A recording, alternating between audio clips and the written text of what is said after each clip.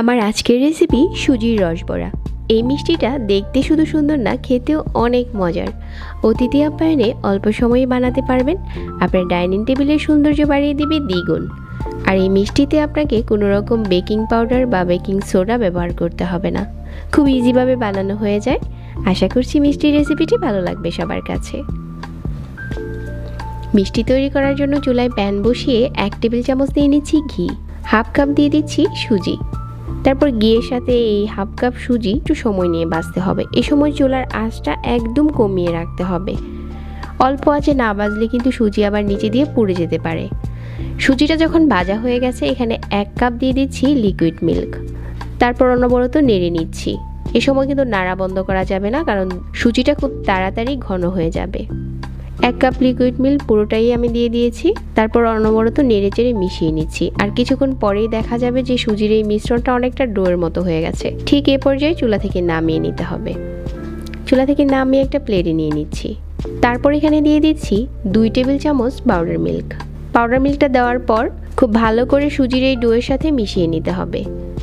তবে কেউ যদি এই সুজির ডোটাকে কিছুটা শক্ত মনে করেন, ওই ক্ষেত্রে 2 টেবিল চামচ লিকুইড মিল্ক অ্যাড করেও মিশিয়ে নিতে পারেন। তারপর এখান থেকে ছোট ছোট ডো নিয়ে নিতে হবে আর এরকম বড়ার মতো করে বানিয়ে নিতে হবে। আমার এখানে সবগুলো বড়া বানানো হয়ে গেছে। তারপর এগুলো আমরা ভেজে নেব। মিষ্টিটা ভাজার আগে আমি শিরা তৈরি করে নিচ্ছি। চুলায় একটা প্যান বসিয়ে 1 কাপ দিয়ে দিচ্ছি চিনি আর 1 কাপ দিয়ে দিচ্ছি পানি।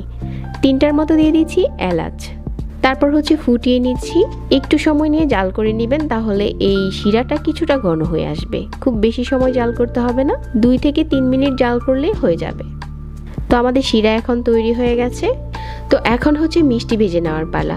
চুলায় একটা প্যানে পরিমাণ মতো তেল দিয়েছি আর তেলটা গরম হয়ে গেছে। তারপর এই বড়াগুলো দিয়ে দিচ্ছি আর মিডিয়াম আঁচে ভাজতে হবে। ভাজতে ভাজতে কিছুক্ষণ পরেই দেখা যাবে যে এগুলো ফুলে গেছে। আর চুলার আঁচ মাঝারি রেখে অনবরত নেড়ে চেড়ে লাল করে ভেজে নিতে হবে। যখন খুব সুন্দর একটা কালার চলে আসবে, ঠিক এই পর্যায়ে তেল ঝরিয়ে উঠিয়ে নিতে হবে।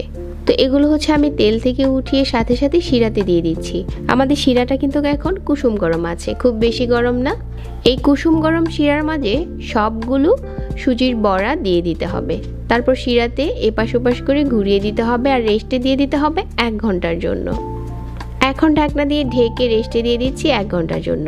1 ঘন্টা পর এই মিষ্টিগুলো কিন্তু কিছুটা শিরা খেয়ে ফুলে ডবল হয়ে গেছে।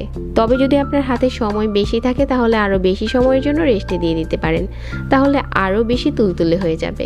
আমি 1 ঘন্টার মতো রেস্টে দিয়েছি। এখন মিষ্টিগুলো পরিবেশন করার পালা। তো আমাদের সুজির রসবড়া এখন তৈরি। চলুন একটা মিষ্টি কেটে শেয়ার করি যে ভিতরেও কতটা সফট হয়েছে।